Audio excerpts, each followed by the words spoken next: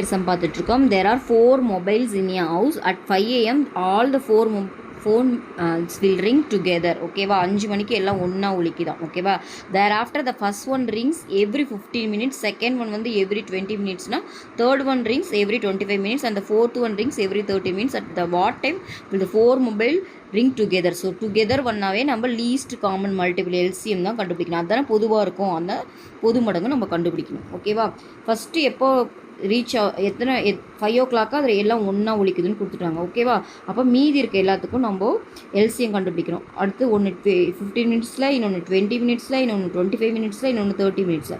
அப்போ இதுக்கு காமனாக இருக்கிற பொது மடங்கு தான் நம்ம கண்டுபிடிக்கணும்.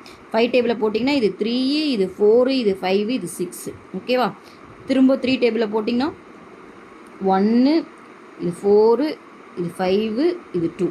ஓகேவா, திரும்ப 2 டேபிள் போட்டிங்கன்னா இது 1, இது 2, இது 5, இது 1. திரும்ப 5 டேபிளில் போட்டிங்கன்னா 1, 2, 1, 1 வரும். அப்புறம் திரும்ப 2 வரும். ஓகேவா, இப்போ எல்லாத்தையும் மல்டிப்ளை பண்ணுங்கள்.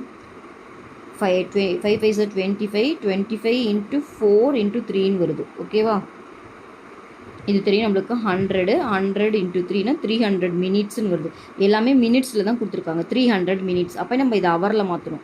அப்போ 5 into 60 minutesன்னு எழுதலாமா? நம்மளுக்கு தெரியும் 6 minutes வந்து 6. அப்போ இது 5 hoursன்னு ஆயிரும். ஓகேவா, அப்போ 5 மணி நேரம். ஆல்ரெடி எப்போ ஒழிச்சுதுன்னா 5 மணிக்கு. திரும்ப ஒரு 5 மணி நேரத்துக்கு கூப்பிட்டிங்கன்னா 10 மணி. ஓகேவா, அப்போ 10 AM தான் எல்லாம் திரும்ப சேமாக ஒழிக்கும். ஓகேவா.